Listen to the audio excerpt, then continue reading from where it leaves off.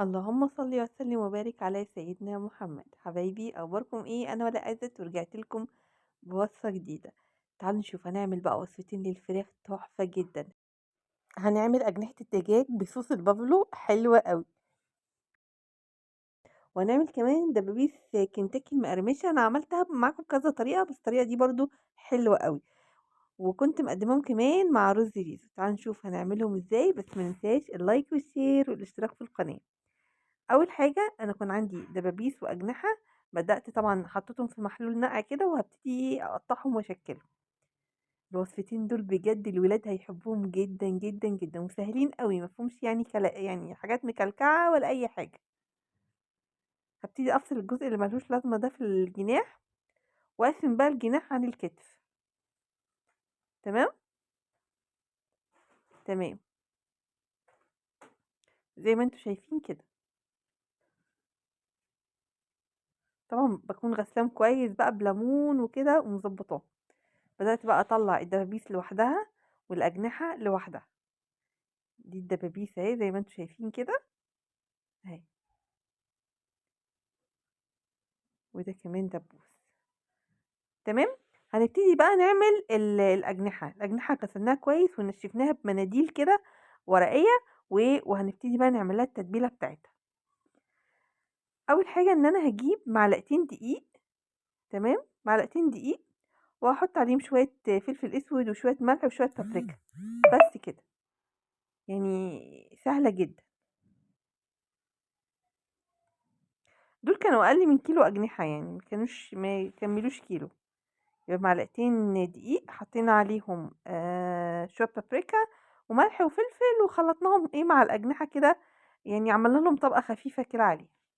في الوقت ده طبعا ببقى حاطة الزيت على النار يسخن. تمام، زيت سخن. طبعا الأجنحة دي لا مسلوقة ولا أي حاجة، وهتستوي ما تقلقوش. هنزل بقى بالأجنحة دي في زيت سخن لحد لما تستوي وتاخد لون كده ايه، مش ذهبي، لا بني شوية، زي ما انتوا شايفين كده. وصفة بجد زي ما بقول لكم حلوة قوي، الولاد هيحبوها جدا.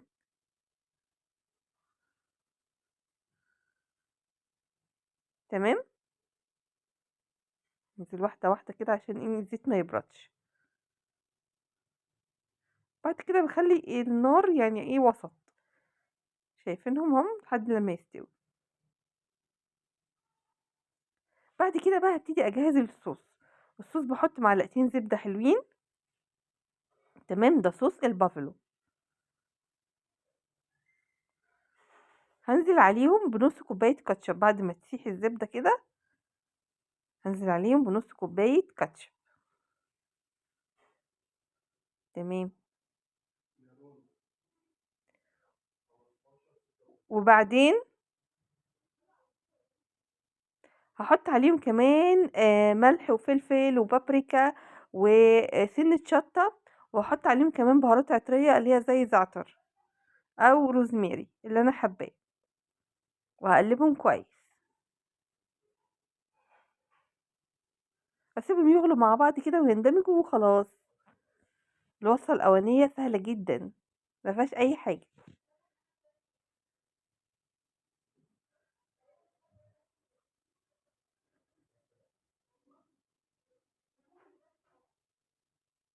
هنزل بقى على الاجنحة بعد ما اتحمرت، شايفين، على الصوص ده، وابتدي اقلبهم بقى مع بعض كده كويس.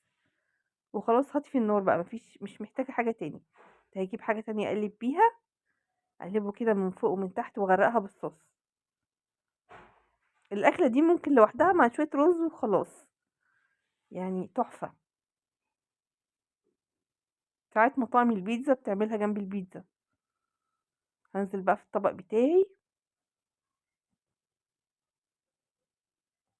طبعا كل المقادير والحاجات دي بالتفصيل انا بسيبها لكم تحت الفيديو.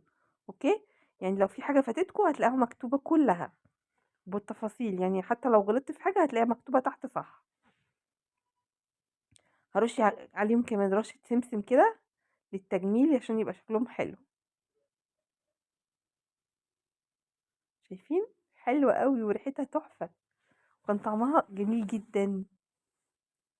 الوصفة التانية بقى بتاعة الدبابيس، جبت معايا كيس من أكياس التلاجة كده، وابتدي أتبل فيه الدبابيس بكل سهولة. هنزل بالدبابيس كلها هنا.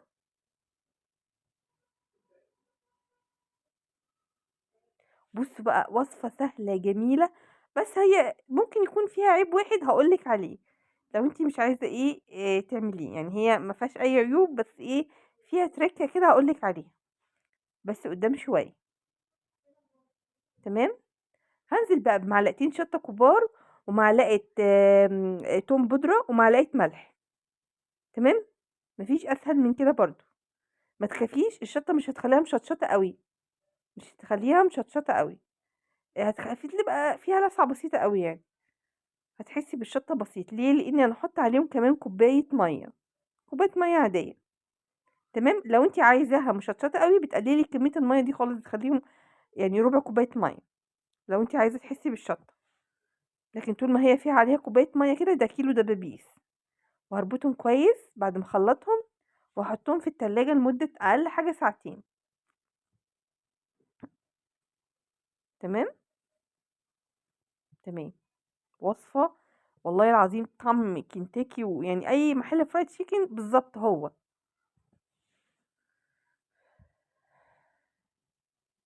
بعد ساعتين بقى بدأت ان انا اقطع الكيس كده. طبعا هو هيقع مني الصوص، المفروض كنت جبت طبق اكبر شوية.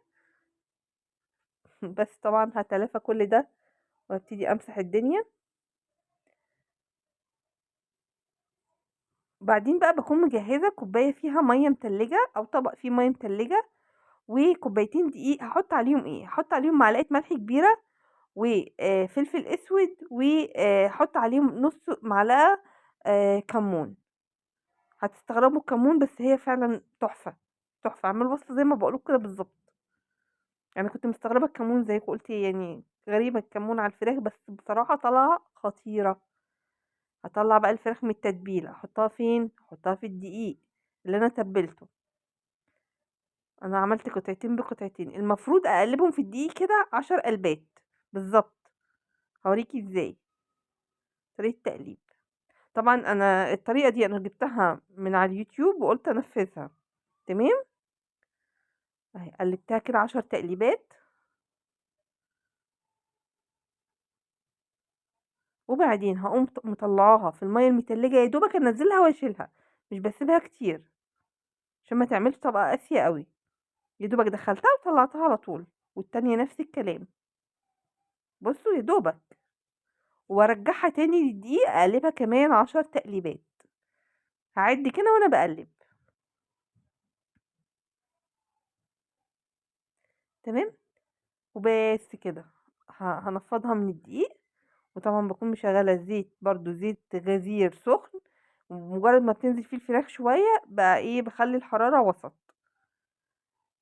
بس هي طبعا لازم تخليها في الزيت شويه علشان تستوي كويس جدا ومتبقاش فيها دم خالص. لو انت بقى عايزه تقللي مده في الزيت، ممكن نسلقها الاول يا جماعه، وبعدين نعمل بقيه الخطوات. تسلقيها الاول او تسويها نص تسويه حتى، عشان ما تبقاش مدممه او اي حاجه. لانها لازم يعني تقعديها في الزيت فتره حلوه عشان ما يبقاش فيها اي حاجه. لو انت صبوره اعمليها كده زي الطريقه دي. انا هجربها مره برضو وهي مسلوقه، وبعد كده اعمل بقيه الخطوات، ان انا احطها في التتبيله وبعد كده احطها في الدقيق وهكذا. بس كانت طالعه ناجحه جدا، ما فيهاش اي غلطه. بس انا بقولك علشان ما تغيبهاش في الزيت وهتحمري طبعا شويه شويه، فبتاخد وقت. طبعا هي عايزه زيت غزير، و... وانا جايبه حاجه صغيره شويه. انتوا عارفين طبعا الاسعار الحاجه عليت فايه، فعشان اعمل زيت غزير عايزه لي ازازتين تلاتة يعني، لو انا هحطهم مره واحده. فانا عشان كده كنت بحمر قطعتين قطعتين. بوريكي الطريقه تاني. اهي برضو 10 قلبات. تمام. فانت ممكن تعمليها كده، ممكن زي ما بقولك ممكن نسلقها الاول او نسويها نص تسويه. فشوفي انتي اللي اريح لك ايه. انا برضو هجربها زي ما قلت لكم نص تسويه دي مره، واشوفها هتبقى طالعه عامله ازاي، وبقول لك النتيجه برضو ان شاء الله. بس هي بجد سواء هي أو الأجنحة بصوص البافلو، الاتنين أحلى من بعض والله، وصفتين بجد في الجون، ولادِك هيحبوهم جدًا، جدًا، جدًا. وده كانت شكل سفرتنا بعد ما قدّمناها للأجنحة، وعملنا رز ريزو، ممكن ترجعي لوصفة رز الريزو اللي إحنا عملناها قبل كده،